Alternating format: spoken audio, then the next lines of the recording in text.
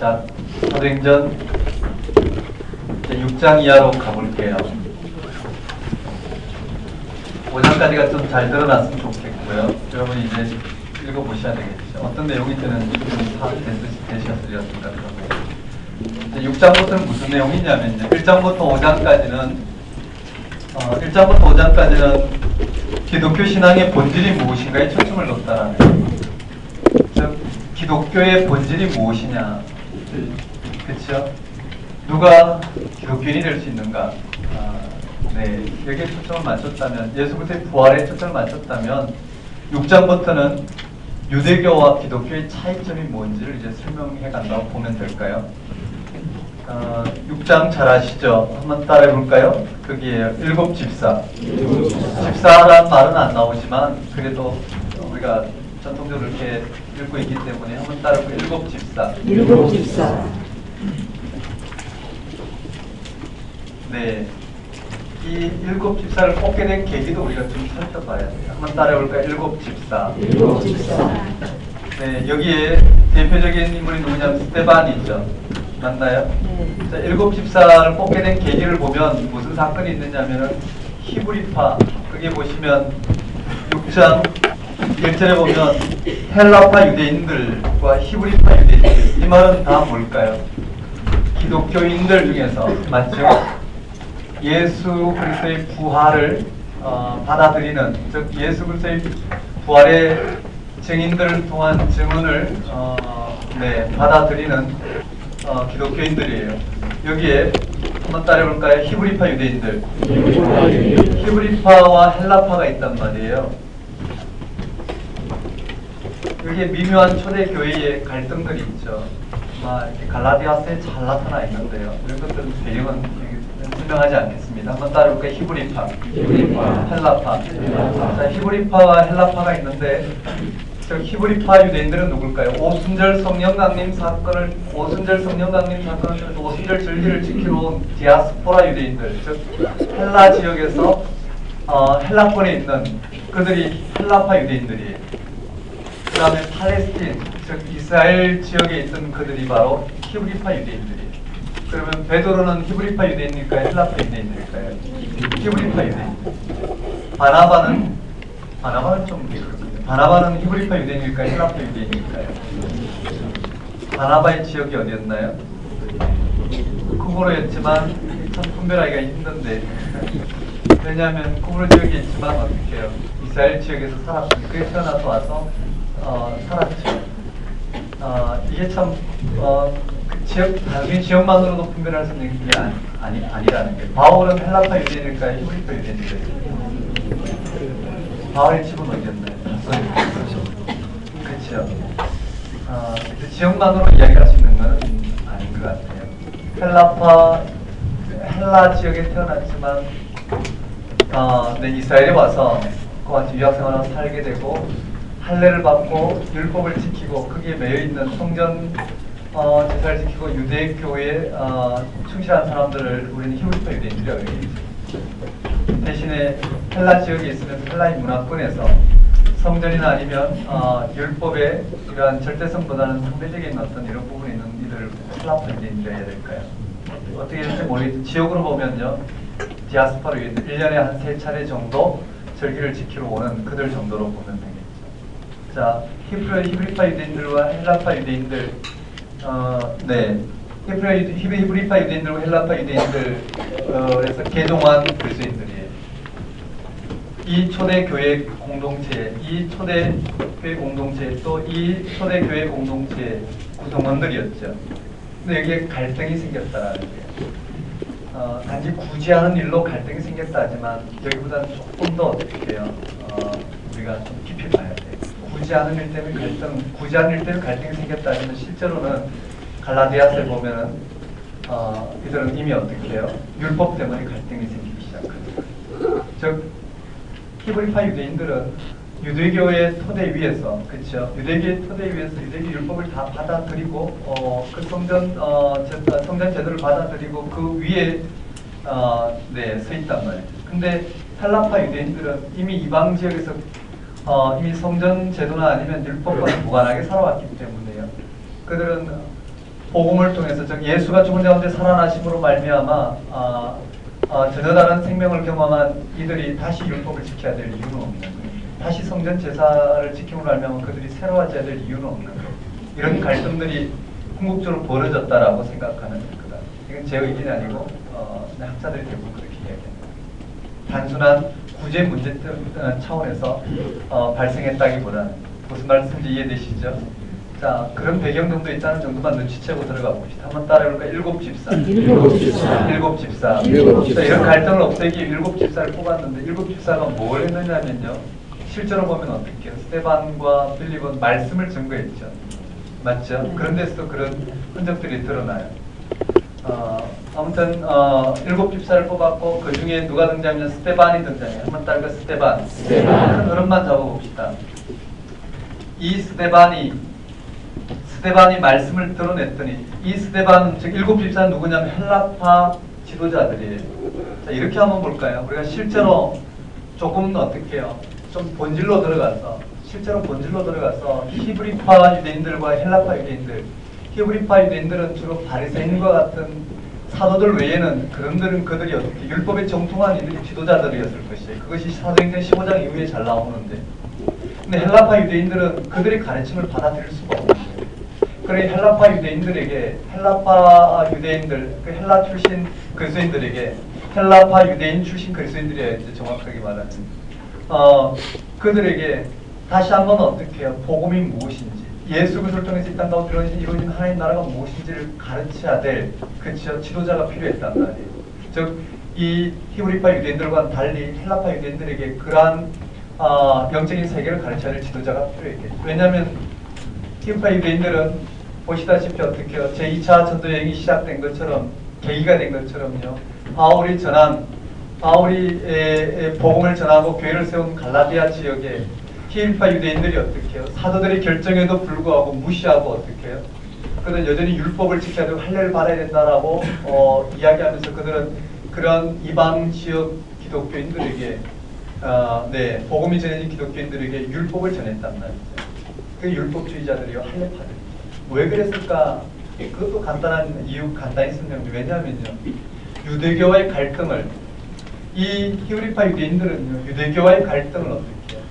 기독교와 유대의 갈등을, 즉 기독교의 중심을 놓치지 않으면서도 어떻게 유대교회에서 주장하고 있는 그런 율법을 지킴으로 말미암아 여전히 유대교 속에 머물고자 했던 것이 이 히브리파 유대인들의 특징이었단 말이에요.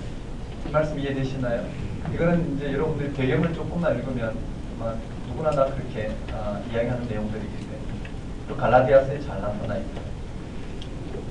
근데 헬라파 유대인들은 그걸 받아들일 수가 없는 거예요. 여기서부터 이제 기독교와 유대교의 근본적인 차이를 이제 이러한 과정을 통해서 설명을 하고 있다. 이 정도 배경을 가지고 볼까요? 한번 따라해볼까? 일곱 집사의 지도자는 누구냐면 스데반이에요. 그렇죠? 스데반은 히브리파 유대인들의 히브리파 유대 출신 그리스도인들의 지도자들의 가르침과는 전혀 다른 가르침을 그들에게 들었어요. 그 말은 뭘까요? 이제 성전 시대는 끝났다라는 거예요. 그 다음에 율법 시대는 끝났다라는 거예요. 예수가 그리스도 되심을, 그가 죽은 자 가운데 살아나심으로 하면 전혀 다른 하나님의 통치가 이 땅 가운데 일어났는데 왜 우리가 성전 제사 제도를 따라야 되고 율법을 준수해야 되느냐? 그렇지 않아요. 그러나 히브리파는 그렇지 않아요. 나중에 가면 끝까지 어떻게 해요? 히브리파 유대인들은요, 이들이 할례파라고 그러는데 이 율법주의자들, 이들은 끝까지 어떻게 해요? 바울을 괴롭히고 그런 장면에 쓰게 되죠. 이 말씀 이해되시죠? 이런 정도 배경을 가지고 읽어보면 좀 재밌어요. 자, 스데반은 뭘 가르쳤느냐 한번 봅시다. 일곱 집사 이후에 스데반이 하나님의 말씀을 가르쳤단 말이에요. 맞죠? 이들이 어떻게 해요? 전말은 그렇게 되어 있어요. 열두 사도들이 하나님 말씀과 기도에 전념할 수 없는 그런 일들이 발생했다라는 거예요. 시작은 그렇게 되어 있어요. 왜냐하면 헬라 출신 이 과부들이 어떻게 해요? 승림을 받을 수 없어서 그런 봉사일까지 열두 사도들이 마음을 쓰다 보니까 말씀과 기도에 전념할 수 없다. 그래서 뽑은 것이 일곱 집사인데 헬라 출신 일곱 집사가 한 것은 사도와 똑같은 일을 했거든요. 히브리파 유대인들이 가르친 사도와 똑같은 일을 뒤집었다는 이런 부분을 통해서 우리가 확인할 수 있는 것은 지금 문제가 된 것은 이 안에도 벌써 문제가 되고 있다는 거예요. 기독교 진리에 대해서도 문제가 되고 있고요. 그런 문제가 외부에 있는 유대교와 더불어서 헬라파 유대인들이 지도자인 스데반을 통해서 불거져 나오기 시작합니다. 그렇게 보면 이해되시겠죠? 초기 기독교에 처음부터 기독교가 딱 떨어져와서 그 모든 교리가 체계화된 건 아니잖아요. 근데 예수 그리스도의 부활 사건이 유대교와 어떻게 결정하게 되는 이런 과정들이 상세하게 설명이 되고 있습니다. 한번 따라해 봅시다. 스데반. 자, 스데반이 여기서 체포를 당해요. 누구에게 체포당하냐면 유대교에 체포를 당하는 거예요. 그 내용을 간단하게 한번 봅시다. 전체 흐름을 좀 설명하려고 하는데요. 자, 6장 8절에 보면 스데반이 먼저 거기에 간단하게 보면 6장 1절에 제자들이 많아졌는데 헬라파 유대인들이 자기들의 과부들이 매일의 구제에 빠짐으로 히브리파 사람을 원망하니 12사도가 모든 제자를 불러 이르되 우리가 하나님의 말씀을 제쳐놓고 절대 일삼는 것이 마땅하지 아니하니 형제들아 너희 가운데 성령과 지혜가 충만하여 한번 따르고 성령과 지혜가 충만하여 칭찬받는 사람 그들이 누굴까요? 뭘 말하고 있을까? 4절에 우리는 오로지 기도하는 일과 말씀 사역에 임쓰리라 하니 온 무리가 이 말을 기뻐하여 믿음과 성령이 충만한 사람 한번 따르고 믿음과 성령이 충만한 사람 여기서 이것을 그들은 뭘 보고 믿음과 성령이 충만했다 했을까? 한번 따를까? 믿음과 성령이 충만한 사람. 여기도 우리가 이런 것들을 놓치면 안 된다라는 거예요. 이런 것을 우리 다양하게 설명할 수 있지만 지금까지 언급된 게 뭘까요? 예수가 죽은 자 가운데 살아나시. 맞죠? 이 믿음과 성령이 충만하다는 것은 다름이 아니라 이미 앞에서도 1장부터 5장까지 전제가 되어 있단 말이에요. 믿음과 성령이 충만한 사람이 뭔지 이미 1장부터 5장까지 전제가 되어 있어요. 그가 뭘까요? 예수가 죽은 자 가운데 살아나심으로 말미암아 그를 통해서 전혀 새로운 하나님 나라가 이 땅 가운데 이루어졌더라. 그 말 이해되시죠? 그리고 그를 통해서 그가 다시 오심으로 말미암아 이 세계가 완성될 것이라는 것. 이 모든 것을 알고 있는 부활의 증인을 말하죠. 한마디로 말하면. 즉 우리가 이 일의 증인이라 베드로가 그렇게 하나님께서 그를 살리셨는데 우리가 그 일의 증인이라 살리셨는데 그 일의 증인이라 그를 살리셨는데 우리가 그 일의 증인이라 부활의 증인을 이야기했던 그 이야기를 말하고 계셨나요? 베드로의 설교를 통해서 사도들의 부활의 증인의 증언을 통해서 이들이 다시 한번 어떻게 해요? 부활하신 예수의 영으로 말미암아 부활을 믿고 그 부활의 토대를 두고 있는 그들을 말할 거예요. 믿음과 성령이 충만한 사 7집사를 뽑았는데 맞죠? 그 중에 7집사가 언급되고 있어요. 한번 따라해볼까요? 스빌디, 니 바브니, 스빌디, 니 바브니.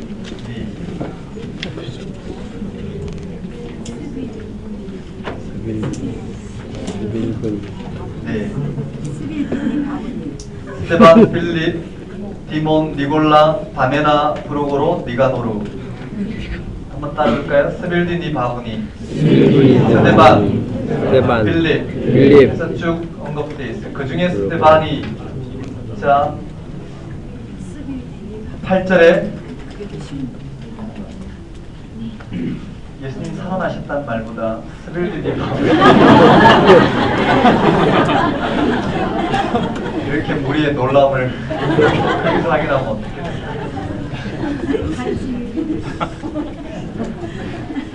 거기에 스데반이 은혜와 권능이 충만하여 8절에 은혜와 권능이 충만하다는 게 뭘까요? 똑같은 사건이에요. 그렇죠?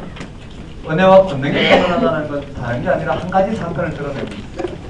은혜와 권능이 충만하여 큰 기사와 표적을 민간에 행하니 이른바 자유민들 즉 구레네인 알렉산드리아인 길리기아와 아시아에서 온 사람들의 회당에서 어떤 자들이 일어나 스데반과 더불어 논쟁할 때 이들이 누구냐면은 헬라파 유대인들이죠. 그리스도인들은 아닌데 예수 믿지 않는 헬라파 유대인들이에요.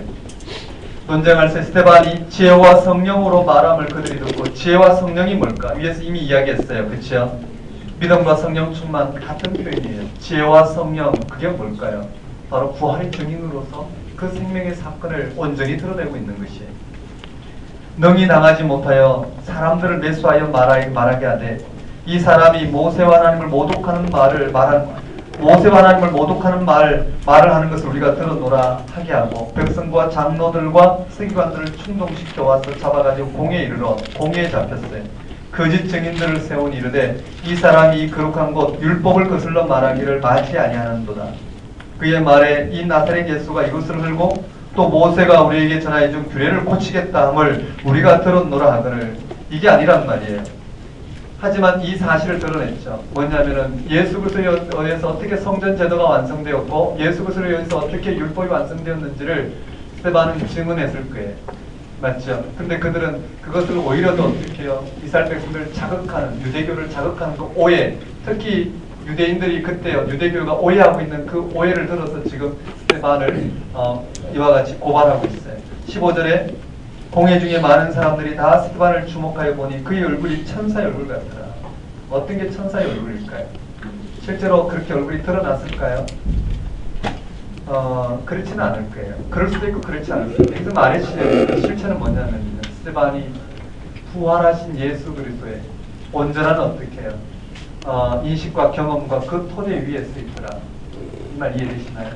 부활하신 예수 그리스도를 통하여 오늘 우리들처럼 이 땅을 사는 그리스도인들처럼 예수가 그리스도 되심을 통해서 그에게 주신 그 생명의 능력 가운데 또한 확신하고 그 일을 드러낸 증인으로서 지금 이 자리에 섰구나. 맞죠? 증인이잖아요. 보고 들은 바가 있는, 법정에서 증인으로 서 있다는 건 보고 들었다는 거. 그가 보고 들은 것을 이야기하는 거예요. 그것을 천사와 같다, 은혜와 성령이 충만하다, 지혜가 충만하다 이렇게 표현하지 않았습니다. 자, 그렇게 되었어요.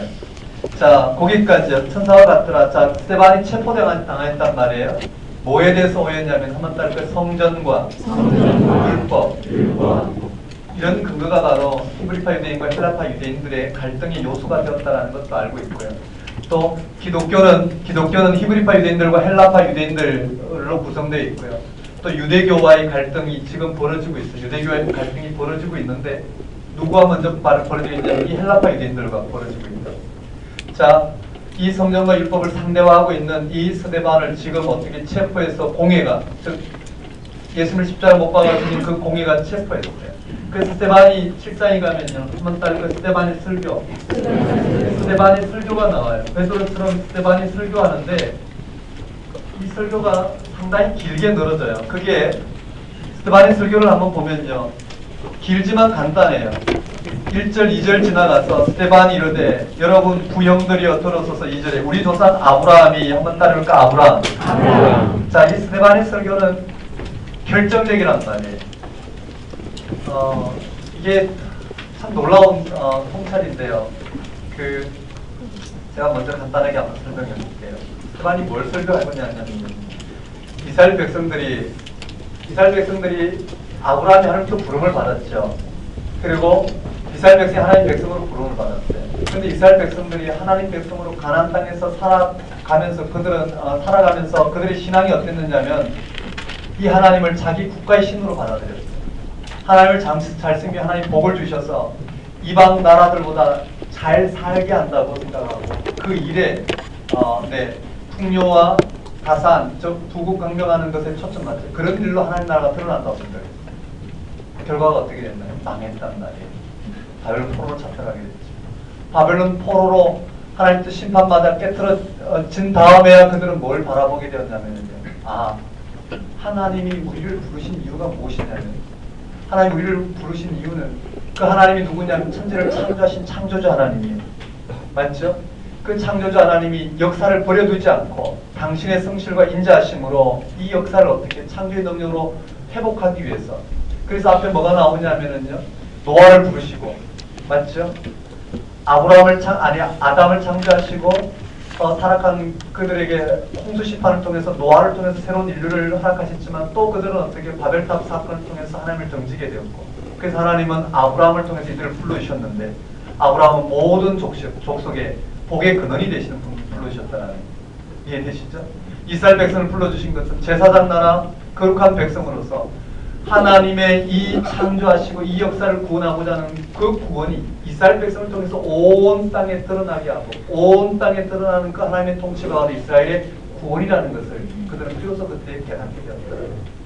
그러므로 하나님은 성전에 갇혀 계셔서 솔로몬의 성전에 갇혀 계셔서 그들의 신앙에 따라서 그 백성들을 잘 살게 하시는 하나님이 아니시라는 거예요. 하나님은 이스라엘 국가의 하나님이 아니고 온 세계를 다스리시는 하나님이시라는 거예요. 그 하나님의 구원의 계획이 지금 예수를 통해서 드러났는데 너희는 여전히 성전에 매여 있고 율법에 매여 있느냐. 하나님 너희들 성전과 율법을 만들게 하신 즉 이스라엘 백성들을 하나님 백성으로 삼으신 이유가 무엇이냐. 그것은 하나님이 구원의 통치가 온 세상 가운데 드러나는 것이 목적이다. 너희는 아직 그게 매여 있지만 예수가 그리스도 되심을 알면 오늘 우리에게는 온 세계를 향한 하나님 통치가 드러난다.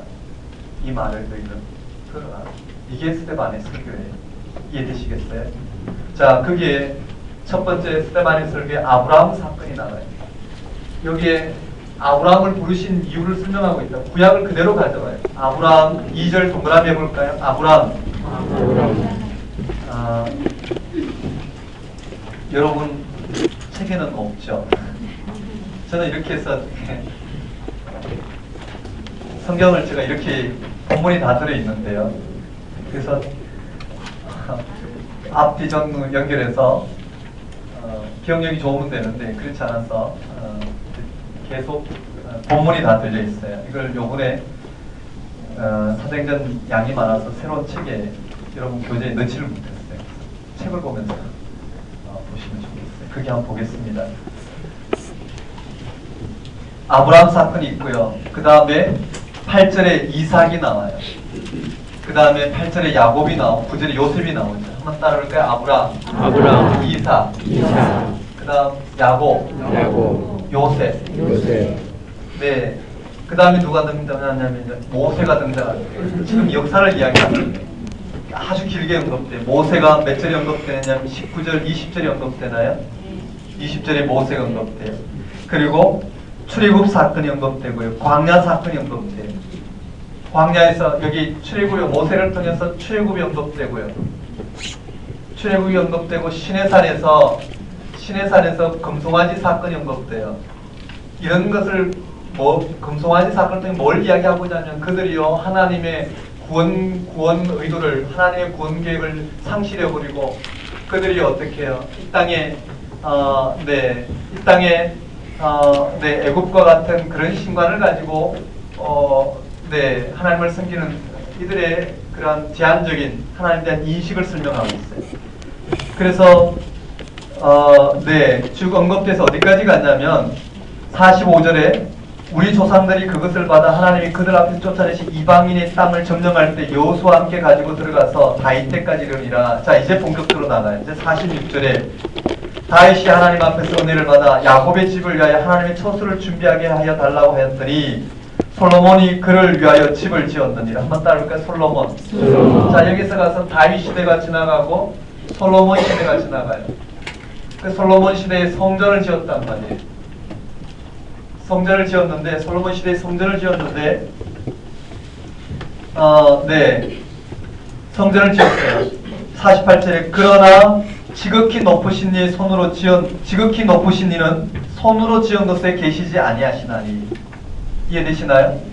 왜 그랬냐면 솔로몬은 이 성전을 통해서 하나님의 통치가 이스라엘 백성을 통해서 열방 가운데 드러나는데 하나님이 드러내시고자 하는 원래 불러주신 그 구원의 통치가 아닌 이스라엘 백성들 우상을 섬기듯이 하는 그러한 이스라엘 땅에서의 이스라엘 국가의 신으로 하나님을 섬기는 그 성전에 하나님이 갇혀 계시지 않는다는 거예요. 하나님은 이스라엘 백성들의 성전을 통해서 이스라엘 백성들을 섬겨야 될 그런 하나님이 아니라 하나님 원래 창조자 하나님이요 이 역사를 회복하시고자 하는 하나님이신데 그 하나님의 구원의 계획이 이 땅 가운데 드러나는 것이 핵심인데 이스라엘 백성들은 그 성전에 가둬놓고 그들만이 신으로 섬겼다라는 그 말을 하고 있는 것이에요. 그래서 선지자가 말한 바 49절에 주께서 이르시되 하늘은 나의 보좌요. 언급되죠. 하늘은 나의 보좌요 땅은 나의 발등상이니 너희가 나를 위하여 무슨 집을 짓겠으며 나의 안식할 청소가 어디 있느냐. 이 모든 것이 다 내 손으로 진 것이 아니냐. 함과 같으니라. 이 말이 뭘까요? 하나님의 통치를 이야기하고 하나님 천지를 창조하시고 이 세상을 다스리시고 이 세상을 회복하시고자 하는 하나님이시라는 거예요. 그러면서 51절에 목이 곱고 마음과 귀에 할례를 받지 못한 사람들아 너희도 너희 조상과 같이 항상 성령을 거스르는도다. 성령을 거스르는도다. 이 말 이해되시나요? 성령이 뭘까요? 하나님의 영은 이 세상을 창조하시고 이 세상을 회복하시고 구원하시고자 하는 하나님의 통치를 드러내고 있죠. 구약은. 그런 성령을 거스린 이들이 지금도 어떻게 예수 그리스도를 통해서 그 생명의 영이 예수 그리스도를 죽은 자 가운데 살리심으로 말미암아 그 생명이 나타났는데도 지금도 그걸 받지 않고 어떻게 해요? 지금 스데반을 체포하고 그를 가두고 있고 죽이려고 한다는 거예요. 52절에 너희 조상들이 선지자 중에 누구를 박해하지 아니하였느냐? 의인이 오리라 예고한 자들을 그들이 죽였고 이제는 너희는 그 의인을 잡아 준 자여 살인한 자가 되나니 너희는 천사가 전한 율법을 받고도 지키지 아니하였다 합니다. 천사가 전해준 율법을 받고도 지키지 아니하였다. 하나님 백성을 불러주셨는데 그렇게 살지 않은 그들을 꾸짖는 거죠. 자, 이게 스데반의 설교예요. 한번 따라해볼까요? 스데반의 설교. 스데반의 설교의 핵심은 하나님의 통치가 원래 이스라엘 백성을 불러줘서 이루고자 하는 하나님의 통치가 이스라엘 백성들의 우상 숭배로 말미암아 좌절되었다가 하나님 예수 그리스도를 통해서 다시 그 하나님 통치를 드러냈는데 그들은 그러한 예언자 선지자가 예언한 그러한 의인을 하나님의 아들을 하나님 통치가 드러나는 그 의인을 어떻게 해요? 잡아 죽게 만들었다. 이해되시죠? 자, 스데반의 설교는 그렇게 언급되어 있어요. 그러고 난 다음에 결론이 뭘까요? 54절에 그들이 이 말을 듣고 마음에 찔려 그를 향하여 이를 갈거늘 스데반이 성령 충만하여 하늘 우르르 주목하여 하나님의 영광과 및 예수께서 하나님 우편에 서신 것을 보고 어떻게 봤을까요? 그냥 환상을 봤을까요? 그렇다면 하나님의 형상이 있는 분이실까요? 정말 보좌에 앉아 계신 그런 신인 동령 동숙론과 같은 오늘 우리의 이런 모습을 하고 계실까? 말하되 하늘이 열리고 하늘이 어떻게 열렸을까요? 그렇죠? 어떻게 열렸을까? 그래서 하늘의 끝인 저 블랙홀 너머의 세계까지 보였을까? 그리고 하나님이 우편에 서신 것을 하나님 우편에 서신 것을 봤느라 우편과 좌편이 있으실까? 앞뒤가 있으실까? 그러면 어떤 부분들은 하나님 뒷모습만 보고 어떤 분은 앞모습만 보고 그런 모습으로만 위치에 따라 보게 될까? 이런 부분은 다 뭘까요? 궁극적인 생명 경험이죠. 이 말 이해되시나요? 부활하신 예수 그리스도를 통해서 그 부활의 증인 예수가 다시 살아남음을 통해서 하나님 나라의 땅 가운데 임하였다는 걸 실질적으로 어떻게 해요? 그의 증언을 통해서 인식하고 경험하고 그 세계의 통치에 모든 오늘 우리들처럼요 이 생명을 걸 수 있는 이런 상태라고 이야기할 수 있을까요? 어떤 상태일까요? 스데반이 성령 충만하여 한번 따라볼까요? 성령 충만하여. 자, 하나님의 영광과 예수께서 하나님 우편에 서신 것을 보고 뭘 말할지를 보셔야 되는데 한번 따라볼까요? 스데반의 순교. 드디어 스데반이 순교하는 장면이에요. 그걸 통해서 말하고자 하는 것은 기독교 신앙의 핵심이 무엇이냐라는 거예요. 예수 그리스도를 통해 도대체 무엇이 일어나는지 이루어졌는지를 지금 말하고 있겠죠. 이런 현상에 대해서 여러분들이 우리가 스데반이 이야기하는 이런 모든 실체를 우리가 본다 하더라도 그것이 무엇인지를 우리는 궁극적으로 확인해야 되겠죠. 보는 것으로 끝나는 게 아니겠죠. 맞죠? 이 사건이 가리키는 핵심이 무엇이냐 그걸 실질적으로 우리가 경험해야 하는 것이에요. 한번 따라해볼까요? 스데반이 거기에 예수 그리스도께서 승천하신 하나님 우편에 있는 것을 봤다라는 거예요. 한번 따라해볼까요? 하나님 우편. 하나님 우편이나 부활이나 승천이나 다 같은 내용을 말해요. 예수께서 다시 살아나신 걸 이 땅 가운데 이루어진 하나님의 통치를 이와 같이 들려주고 있어요. 한번 따라해볼까요? 하나님 우편. 네, 스데반이 부활의 증인이었다라는 거예요. 맞죠? 부활의 증인으로서 지금 뭐라고요? 증언하고 있다. 부활의 증인으로서 지금 증언하고 있는 스데반을 그들은 돌을 던져 죽였어요. 한번 따라해볼까요? 스데반의 순교. 네, 돌을 던져 스데반은 죽임을 당했다라는 거예요. 자, 이 사건을 계기로요 예루살렘에 대대적인 핍박이 일어났어요. 한번 따라해볼까요? 핍박. 큰 핍박이 일어났습니다. 메가처치처럼요 메가라는 단어를 쓰는 것처럼 여기에 큰 핍박이 일어났어요. 거기에 네, 잠깐 뭐가 언급되냐면요. 사울이라는 청년이 언급돼 있어요. 그쵸? 스테반이 죽음을 당할 때 여기 사울이 등장해요. 한번 따를까? 사울. 사울이라는 이 청년, 나중에 바울이 되죠. 사울이 여기 등장하고, 다시 또 이 핍박을 이야기할 때 누가 등장하냐면은 사울이 등장해요. 한번 따를까? 사울. 뭐 이런, 네, 장시들이 있고, 그 후에 예루살렘에 핍박이 일어났는데, 큰 박해가 일어났어요. 한번 따를까? 큰 박해. 자, 큰 박해가 일어났는데 아주 그게 상반된 내용이 나와요.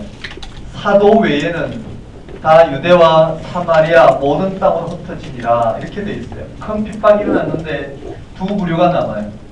사도를 중심으로 한 이 히브리파 유대인들은 예루살렘에 남아 있고, 이해되시죠? 스테반과 같은 이 헬라파 유대인들이 각 지역으로 흩어지게 된다는 거예요. 왜 그랬을까? 그런 것은 우리가 이제 다른 서신에서도 우리가 확인할 수 있는데, 한번 따를까? 사도 외에는, 이 말은 사도를 중심으로 한 히브리파 유대인들 외에는 헬라파 유대인들은 흩어지게 되었다. 왜 흩어졌을까요? 그들이 유대교와 정면으로 부딪혔기 때문에. 왜 그러냐면 그 시기가 그럴 수밖에 없었어요. 왜냐하면 바리새파 유대교가 독립전쟁을 펴다가 독립전쟁을 펴다가 로마로부터 어떻게 철저하게 다시 또 어떻게 짓밟히게 되었어요.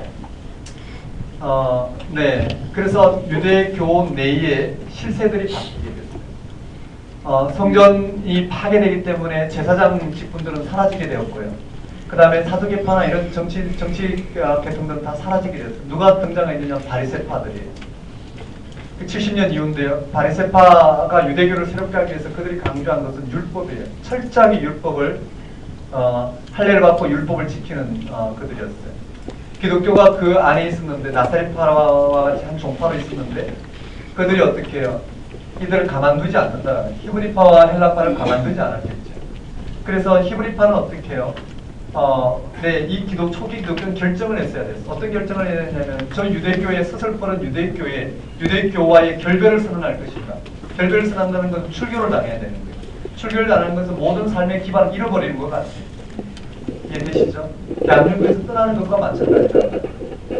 그러니 그들은 결정을 해야 되는데, 어떤 결정을 했느냐면, 히브리파 유대인들은 실제 역사에 보면요, 그들은 유대교의 율법을 받아들이기로 했단 말이에요.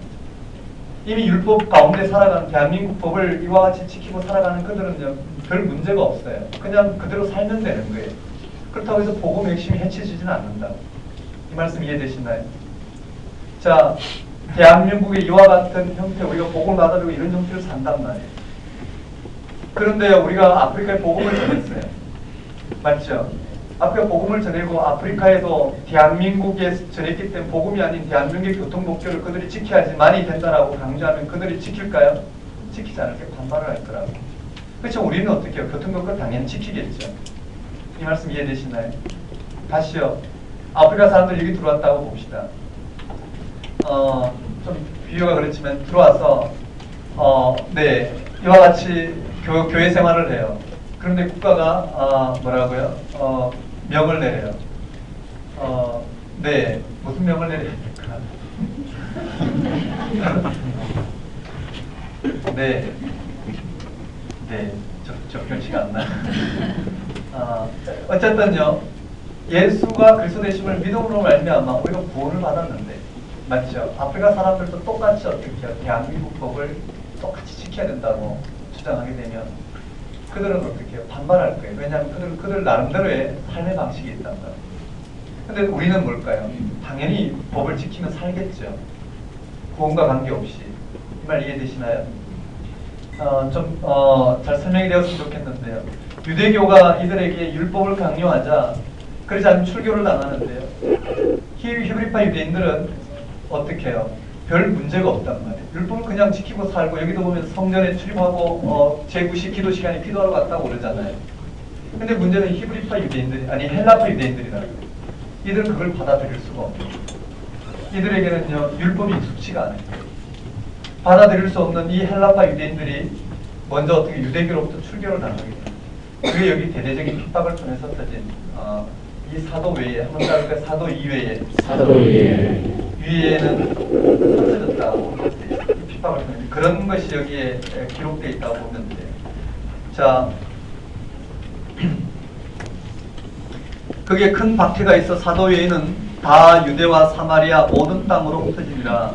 경건한 사람들이 스데반을 장사하고 위하여 크게 울더라. 사울이 교회를 잔멸할 때 각 집에 들어가 남녀를 끌어다가 옥에 넘기니라. 이렇게 돼 있어요. 그러고 난 다음에 복음이 이제 어디로 흘러가냐면, 자, 복음이 뭔지 일곱 집사 즉 스데반을 통해서 스데반을 통해서 유대교와의 관계 속에서 복음이 뭔지가 다시 드러났어요. 이해되시죠? 그 다음에 다시 어떻게 해요? 복음이 유대교로부터 어디로 흩어지냐면 사마리아로 갔어요. 한번 따라볼까요? 핍박을 통해서 헬라파 유대인들이 흩어지면서 빌립 집사들, 이 스빌딘이 바브니도 다 흩어지죠. 스데반은 순교를 했고 그 다음에 두 번째 빌립이 등장해요. 한번 따라볼까요? 빌립이 어디로 갔냐면 첫째 사마리아로 갔어요. 한번 따라볼까요? 사마리아에서 복음을 전했고요. 두 번째 그 사건에 뭐가 언급됐냐면 마술사 시몬이 나와요. 한번 따라볼까요? 마술사 시몬. 마술사 시몬과의 관계 속에서 빌립이 사마리아 지역이잖아요. 이해되시겠어요? 스데반은 유대 지역이죠. 스데반 유대 지역에서 스데반이 전한 복음이 무엇이냐 언급되었다면 빌립은 어디에 있어요? 사마리아 지역에서. 이미 사마리아는 혼합 종교주의예요. 거기에서 빌립이 전한 복음이 무엇인지를 무슨 사건을 통해서요? 마술사 시몬 사건을 통해서 복음이 무엇인지, 즉 전하고자 하는 이런 성령 충만이, 성령 세례 사건이 무슨 사건인지를 증가하고 있다. 그리고 세 번째는 에도피아 네시가 이 복음을 전해받고 세례를 받는 장면이에요. 한번 따라볼까요? 에도피아 네시. 네, 에도피아 네시 사건이 나와요. 에도피아 여왕의 네시 사건이 나오죠. 자, 그게 핵심은 뭐냐면요. 자, 한번 밑줄 그어볼까요? 12절, 즉 8장 12절 한번 읽어볼까요? 8장 12절 읽어보십시다. 8장 12절 읽겠습니다. 시작.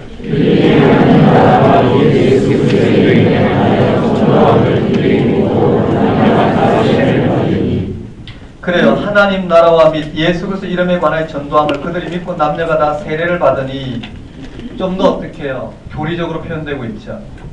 이해되시나요? 앞에 나왔던 이런 성령의 사건을, 기독교 핵심의 이 내용들을 이제는 어떻게 해요? 딱 묶어서 이제는 핵심적으로 여기다가 교리적 사건들을 주고, 이 교리적 사건은 이 앞에 걸 전제하고 있다는 거예요. 이해되시죠? 한번 따라볼까요? 예수 그리스도 이름으로 세례. 네, 예수 그리스도 이름으로 세례를 받는 이 사마리아에서의 사건을, 그게 뭔지를 마술사 시몬과의 관계 속에서 풀어내고 있어요. 오해가 있잖아요. 기독교가 뭘 전하고 있는지. 마술사 시몬이 행하는 그런 표적과 이적과 기사와 그런 하나님의 큰 일이라고 사람들이 신의 일이라고 생각할 만한 그런 일을 행하는 마술사 시몬과 빌립이 그들에게 예수 그리스도 이름으로 전하는 이 사건과 무슨 관계가 있는지, 맞죠? 변증이 필요했단 말이에요. 그래서 마술사 시몬과의 관계가 여기 언급되어 있어요. 어려운가요? 아니죠. 그냥 부딪히지 마시고 무슨 사건인지 그냥 쭉 한번 들으시고 읽으시면서 그 세계를 조명해 보면 되겠죠. 해답을 말하는 게 아니에요. 성경을 우리가 보는 데 있어서 기독교 신앙의 핵심이 무엇인지, 뭘 말하고자 하는지, 왜 그 외에는 관심이 없는지. 다른 건 관심이 없어요. 성경은 예수가 죽은 자 가운데서 살아나셨다는 이 한 가지 사실이 관심. 왜냐하면 여기에 우리의 운명이 걸려있기 때문에. 나머지 드러나는 사건은 그걸 드러내는 손가락에 불과해요. 맞죠? 제가 죽었다 살아난 이야기를 수십 번 한다는들, 수십 번 여러분에게 전한다는들, 그 사건은 중요하지 않다는 거예요. 그런 사건을 여러분 다시 경험할 수 있는 것도 아니고, 또 경험한다 하더라도 그런 것들로 어떻게 결정적이지 않다는 거예요. 그런 사건을 통해서 궁극적으로 바라보게 된 근원적인 사건이 무엇이냐가 핵심이겠죠. 그것만이 어떻게 우리를 구원할 수 있고 새롭게 할 수 있겠죠. 자, 여기에 에도피아 네시가 언급되어 있어요. 한번 따라볼까요? 에도피아 여왕의 네시. 네, 여기 에도피아 여왕의 네시에게도 이 사건을 통해서 뭘 이야기하고 있냐면, 여기에 핵심이 그거예요. 마술사 시몬과의 관계 속에서도요, 하나님 나라와 하나님 나라와 및 예수 그리스도 이름에 관하여 전도함을 그들이 믿고 남녀가 다 세례를 받으니라. 한번 따라할까? 예수 그리스도 이름으로 세례. 네, 기독교의 핵심은 여기 있다라는 거예요. 예수 그리스도 이름으로 세례를 주는 데 있다라는 거예요. 그 세례 사건은 단지 세례가 아닌 게 아니라 이와 같은 영적인 세계를 포함하고 있다는 거예요. 그게 마술사 시몬이 이야기하는 그런 그런 성령과 예수 그리스도 이름으로 세례를 받는 사건을 드러난 이런 근원적인 사건과의 차이, 이런 것들을 여기서 들여다봐야 돼요. 거기도 마찬가지예요. 네. 한번 따라 볼까요? 넷시. 여기도 세례 사건이 언급됩니다. 자, 마술사 시몬 사건과 언급된 여기에 누가 파송됐냐면은 여기에 베드로와 요한이 파송됐죠. 한번 따라 볼까요? 베드로. 요한. 여기도 베드로와 요한이 파송되어 마술사 시몬이 돈을 주고 그 성령을 사고자 했던 그런 오해들, 초기 기독교에 있었던 그런 오해들을 마술사 시몬 사건을 통해서 풀어가면서 오늘 기독교가 전하고 있는 근원적인 사건은 그런 현상들이 아닌 뭐라고요? 궁극적인 예수 그리스도 이름으로 인한 궁극적인 이 성령 사건이라는 말씀 이해되시나요? 초기 기독교는 얼마나 오해가 있었을까요? 이것을 오해했단 말이에요.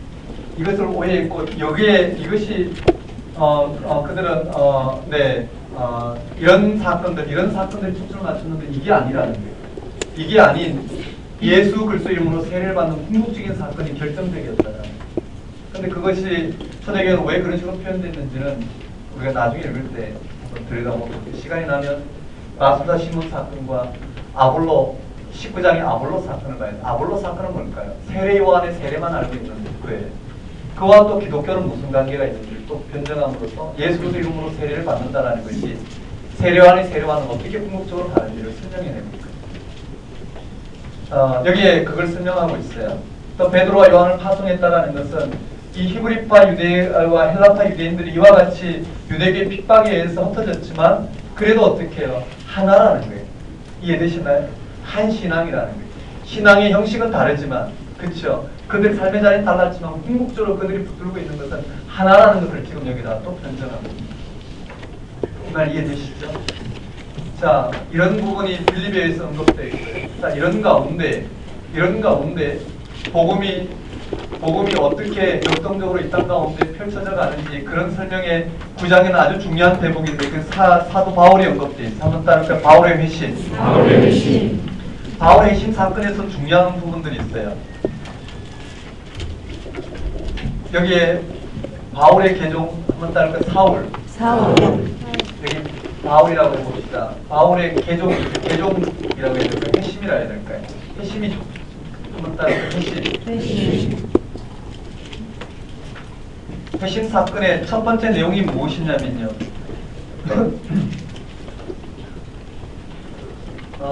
바울이 부활을 경험하는 거예요. 그렇죠? 다메섹 도상에서 한번 따를까요? 다메섹 도상. 첫 번째가 여기 보면 바울에게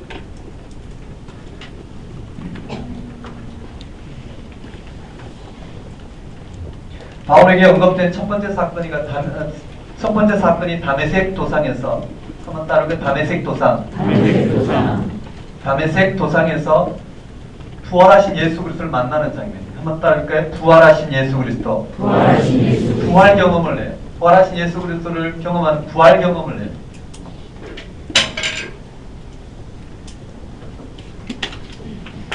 참 이 부분은 많은 부분들을 이렇게 짧게 이야기하지만 우리가 많은 부분들을 들여다봐야 되는 내용들인데요. 그저 우리가 도식적으로 이렇게 볼 수 있는 부분은 아닌 것 같아요. 많은 부분을 볼 수 있어야 되지만 그냥 이 정도만 보고 넘어갈게요. 부활의 경험을 이 부활을 경험한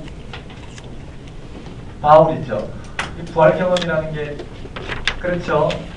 바울이 율법 가운데에서 그가 율법을 지킴으로 말미암아 그 당시에 율법의 기준으로 자신 의인이라 생각하고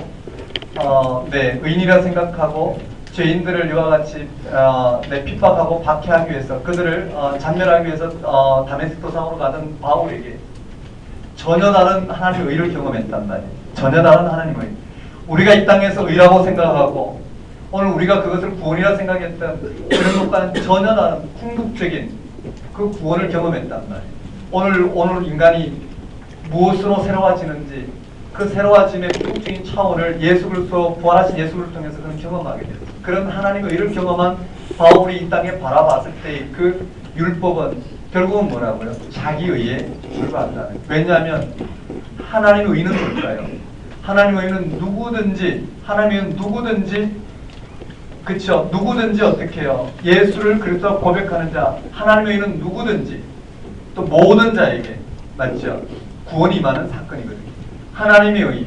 원래 하나님의 의는 율법에 나타난 원래 율법에서 하나님의 의가 나타나죠. 하나님의 의는 모든 세상으로부터 지금 스데반이 여기다 이야기한 이 유대인들이 왜곡된 부분들과 스데반이 이야기하는 거의 근본적인 차이도 이 바울을 통해서 잘 드러나 있죠. 원래 하나님 율법에 나타난 하나님의 의는 모든 이 땅의 피조물이 구원에 이르게 되도록 하나님께서 그들을 불러주시고 당신 백성 불러주시고 율법을 허락하시고 하나님의 의가 드러나도록 불러주셨어요. 그런데 유대인들은 그렇지 않죠. 차별이 됐단 말이에요. 자기 민족들은 구원을 받고 이방 민족들은 어떻게 해요? 심판을 받는 이 한 가지만 써요. 그런데 바울도 율법 가운데 하나님의 의를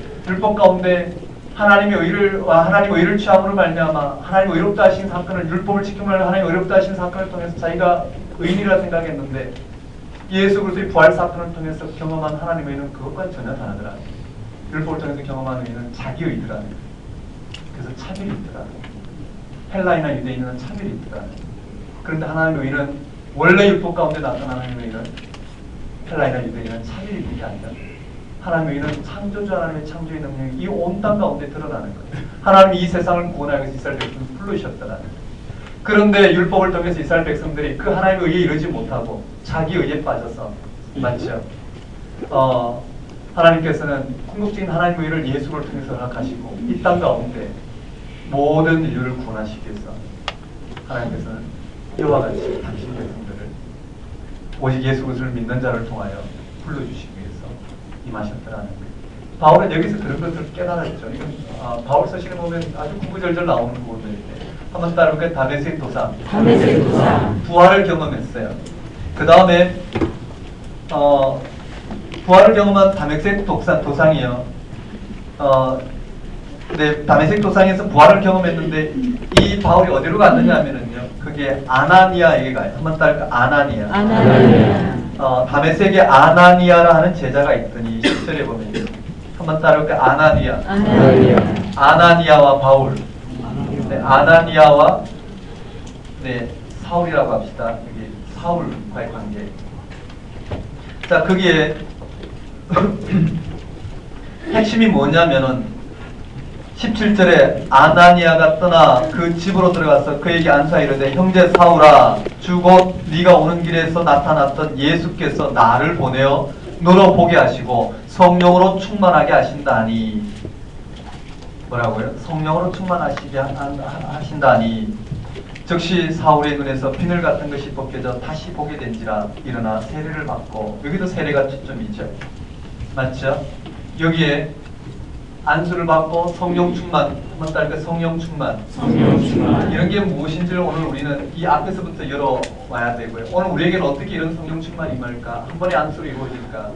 여기는 이렇게 표현하고 있지만 실제로는 그렇지 않아요. 제자들도 실제로 그렇게 되지는 않았어요. 맞죠? 부활하신 예수 그리스도를 이 증언을 통해서 믿게 되었죠. 바울은 또 다른 경험이겠지만 믿게 되었지만 그것이 어떻게 해요? 그것이 실제로 오늘 우리 가운데 성령 충만이라는 표현처럼 그것이 정말 생명 경험으로 정말 예수가 그리스도 되신 구원주로 온 우리 삶 속에 정말 온전히 충만하게, 그래서 내 삶이 그 위에 토대를 두고 살아갈 수 있게 하기까지는 어떻게 해요? 예수께서 베푸신 이러한 삶과 가르침을 통해서 오늘 가운데 새롭게 조명되어지고 해석되어지고 선포되어져야 되겠죠. 그 누구도 한 번에 어떻게 해요? 영적으로 눈을 뜬 사람은 없을 거예요. 한 번에 눈을 뜬 사람은 없을 거예요. 그렇지만 여기는 왜 이렇게 극적으로 표현했을까를 봐야 되겠죠. 자, 여기 성령 충만을 통해서 세례 받는 사건이 언급되어 있어요. 그 다음에 세 번째 사도 바울은 여기 보셔요. 이 사도 바울이 성령 충만하여 부활의 증인으로, 세 번째 보면 부활의 증인으로 그런 다양한 사역을 시도해요. 19절에 첫 번째 다메섹에서 한번 따를까요? 다메섹에서. 여기 핵심인데요. 바울이 증거한 내용을 봅시다. 다메섹에서 뭘 증거했느냐 하면 바울이 20절에 적시로 각 회당에서 예수가 하나님의 아들이시래요. 한번 따를까요? 예수가 하나님의 아들. 맞아요. 바울이 알았던 것은 바로 이거예요. 예수가 바로 하나님의 아들이심을 전파하니 듣는 사람이 다 놀라 말하되 이 사람이 예루살렘에서 이 이름을 부르는 사람을 멸하려던 자가 아니냐. 여기 온 것도 그들을 결박하여 대제사장이 끌고 가고자 함이 아니느냐 하더라. 사울은 힘을 더 얻어 예수가 그리스도라. 한번 따를까? 예수가 그리스도라. 맞아. 이것을 통해서 뭘 이야기하고 있냐면 기독교의 정체성을 유대교와의 관계 속에서 지금 해명하고 있죠. 예수가 그리스도라 증언하여 다메섹에 사는 유대인들을 당혹하게 아니라 여러 날이 지나면 유대인들이 사울을 죽이기로 공모하더니 사울을 죽이기로 이 유대인들은 진짜 유대인들이죠. 그 계교가 사울에게 알려지니라. 그들이 그를 죽이려고 밤낮으로 성문까지 지키거늘 그의 제자들이 사울을 강줄이 담아 성벽에서 달아내리니라. 그리고 어디로 갔느냐면 다메섹에서 건진받고 광주리를 타고 한번 따라볼까요? 광주리를 타고 몰래 어떻게 해요? 야반도주에서 어디로 가냐면 예루살렘으로 가요. 한번 따라볼까요? 예루살렘. 다메섹에서도 부활의 증인으로서 활동을 하고 예루살렘으로 갔단 말이에요. 예루살렘에 가서 제자들을 사귀고자 하나 다 두려워하여 그가 제자됨을 믿지 아니하니 누가 등장하냐? 바나바가 등장해요. 한번 따라볼까요? 바나바. 여기 바나바가 등장해서 사도들에게 데려가는 장면이 나오고요.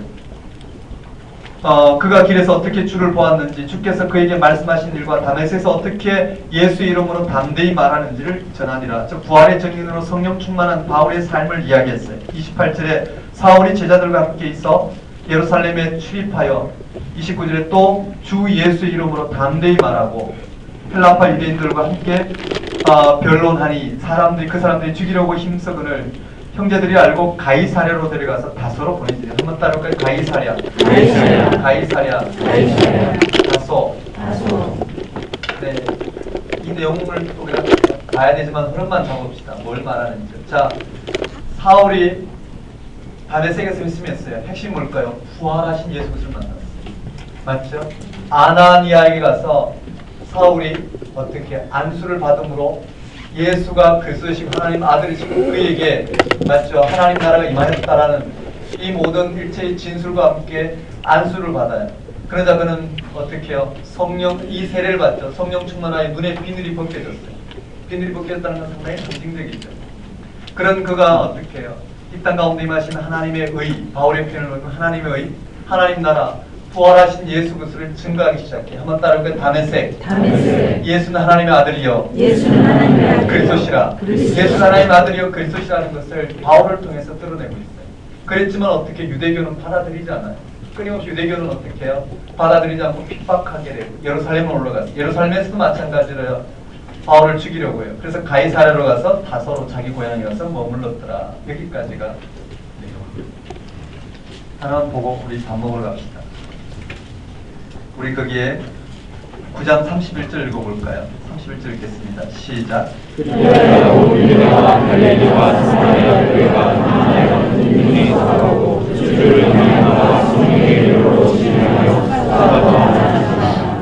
네, 그리하여라는 말은 지금까지 1장부터 이 마지막까지 언급된 거지 바울 사건에만 국한된 건 아니에요. 그리하여 온 유대와 갈릴리와 사마리아 정리하죠. 그리하여 어디에요? 1장 1절부터 시작해서 온 유대와 맞죠? 예루살렘 지나가고 온 유대와 갈릴리와 사마리아 교회가 평안하여 든든히 서가고 주를 경외함과 주의 위로로 진행하여 수가 등만하셨다. 이런 과정을 설명하고 이제 새롭게 어떻게 해요? 이방 선교의 핵심을 열어내겠습니다. 이방 선교. 이방 선교의 핵심이 9장 32절부터 언급되고 있다. 이해되시죠? 여기까지 중간. 그렇습니다. 여기까지 걸칠게 다뤘는데요. 사도행전이 뭘 말하는지 핵심은 사도행전이 말하고자 하는 목적은 사도행전에 기록된 목적은 기독교 신앙의 핵심을 결정하는 거예요. 뭘 통했어요? 기독교가 어떻게 이와 같이 네, 기독교 어떻게 이와 같이 유대교와 로마 정권 그 시대에 어떻게 기독교가 이와 같이 확장해 왔는지 기독교 역사를 들어서 기독교의 핵심을 변증하고 있다. 그런 시대마다 다 다르게 드러나는 공통점도 있고 차이점도 있고. 하지만 그렇게 드러나는 현상이 모델이 아니라 그렇게 드러나게끔 했던 이 근원이 오는 우리에게는 핵심이다. 이걸 향해 가는 게 구원이라는 거예요. 근데 우리 이 현상에 머물러서 이런 모델을 가지고 오늘 이런 모델을 이런 교회를 만들고자 하면 우리는 어떻게 해요? 성공할 수도 실패할 수도 있겠죠. 하지만 그 자체가 교회 본질은 아닐 거라는 뭐 이런 부분을 본다면 우리가 적용시킬 때 우리는 이런 모범으로 살아야 되겠다. 그것이 아니라 우리에게 그들이 그렇게 살 수밖에 없었던 그 근원이 무엇인지 이 핵심에 우리가 뿌리를 내야 된다. 그것이 우리가 성경 읽기에 성경 읽기에 핵심이지 않을까. 그럼 우리 식사하고 와서 가져가겠습니다. 잠깐 기도하겠습니다. 하나님 아버지, 저희들로 하여금 저희 가운데 임하신 예수가 죽은 자 가운데서 살아나셨다라는 이 증언이 뭘 말하는지를 깊이 깨닫게 하셔서 부활하신 예수 그리스도를 보고 듣고 만진바된 부활의 증인으로 살아갈 수 있도록 죄를 일쳐 주옵소서. 예수 이름으로 기도드리옵나이다.